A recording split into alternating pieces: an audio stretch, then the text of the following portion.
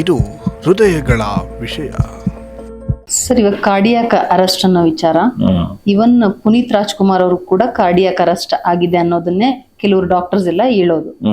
ಆದ್ರೆ ಎಷ್ಟೋ ಜನ ಜಿಮ್ಗೆ ಹೋಗಿ ಇವನ್ ಸೆಲೆಬ್ರಿಟೀಸ್ ಎಷ್ಟೋ ಜನಕ್ಕೆ ಹಾರ್ಟ್ ಅಟ್ಯಾಕ್, ಇವನ್ ನಾವು ಬಾಲಿವುಡ್ ಅಲ್ಲಿ ಕೂಡ 2-3 ಆರ್ಟಿಸ್ಟ್ ಗಳು ಏನಿದ್ದಾರೆ ಅವ್ರ ಹಾರ್ಟ್ ಅಟ್ಯಾಕ್ ಇಂದಾನೆ ತೀರ್ಕೊಂಡಿದ್ದು ಅನ್ನೋ ಸುದ್ದಿ ಇದೆ.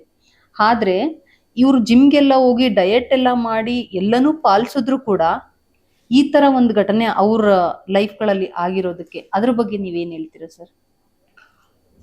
ಬೇಸಿಕಲಿ ಹೌದು, ಬಹಳ ಇದು ನ್ಯೂಸ್ ಆಯಿತು. ಅಫ್ಕೋರ್ಸ್ ಇವತ್ತು ಕೂಡ ಪುನೀತ್ ರಾಜ್ಕುಮಾರ್ ಹೋದ್ರು ಅಂದರೆ ಅದು ಇಟ್ಸ್ ಅ ವೆರಿ ಒಂಥರ ಸ್ಯಾಡ್ ಥಿಂಗ್ ಅದು. But see what we should understand, ಇಲ್ಲಿ ಏನು ನಾವು ಅರ್ಥ ಮಾಡ್ಕೋಬೇಕು ಅಂತಂತಂದ್ರೆ ರಿಸ್ಕ್ ಫ್ಯಾಕ್ಟರ್ಸ್ ಅಂತ ಕರಿತೀವಿ. ಕೆಲವು ಶರೀರಕ್ಕೆ ಕೆಲವು ರಿಸ್ಕ್ ಫ್ಯಾಕ್ಟರ್ಸ್ ಇದೆ. ಅಲ್ಲಿ ನಾವು ಎಲ್ಲಿ ಅದು ಆ ಒಂದು ಪಾಯಿಂಟ್ ಅಲ್ಲಿ ಏನು ಹೈಲೈಟ್ ಆಯ್ತು ಅಂತಂತಂದ್ರೆ ಅವರು ಜಿಮ್ಗೆ ಹೋಗ್ತಾ ಇದ್ರು, ಅದಕ್ಕೆ ಹಾರ್ಟ್ ಅಟ್ಯಾಕ್ ಆಯ್ತು. That's a very wrong thing.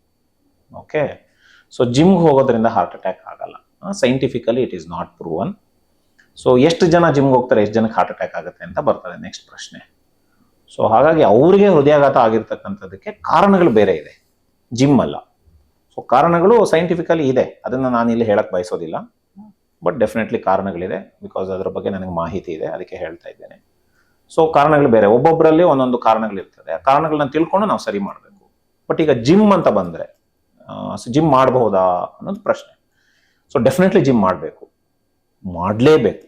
ಆದರೆ ಯಾವ ಇಂಟೆನ್ಸಿಟಿಯಲ್ಲಿ ಮಾಡಬೇಕು, ಯಾವ ಲೆಕ್ಕದಲ್ಲಿ ಮಾಡಬೇಕು ಅನ್ನೋದಕ್ಕಿಂತ ಮುಂಚೆ ಫಸ್ಟ್ ಒಂದು ರೆಗ್ಯುಲರ್ ಚೆಕಪ್ ಮಾಡ್ಕೋಬೇಕು. ಅವರ ಹೃದಯ ಹೇಗಿದೆ ಅಂತ ಚೆಕಪ್ ಮಾಡ್ಕೋಬೇಕು. ಈಗ ಒಂದು ವೆಹಿಕಲ್ನ ನಾನು 100 km/speed ಹೋಗ್ತಾ ಇದ್ದೀನಿ ಅಂತಂದ್ರೆ ಅದು ಮುಂಚೆ ಚೆಕ್ ಮಾಡ್ಕೊಂಡು ಅದು ಚೆನ್ನಾಗಿದೆಯಾ ಇಲ್ವಾ ಅಂತ ನೋಡಿ ಒಂದು ಸರ್ವಿಸ್ ಮಾಡ್ಕೊಂಡು ಹೋಗ್ಬೇಕು. ಈಗ ಯಾವುದೇ ಒಂದು ಗಾಡಿ ಒಂದು ಲಾಂಗ್ ಡಿಸ್ಟೆನ್ಸ್ ನಾವು ತಗೊಂಡು ಹೋಗ್ತೀವಿ ಅಂತಂದ್ರೆ ಬಿಫೋರ್ ದಟ್ ಒಂದು ಸರ್ವಿಸ್ ಮಾಡ್ಕೊಂಡು ತಗೊಂಡು ಹೋಗ್ತೀವಿ, ಹೌದಾ? ಹೌದು.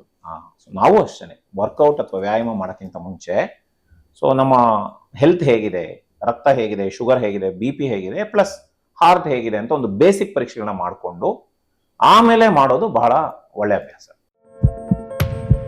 ಇದು ಹೃದಯಗಳ ವಿಷಯ.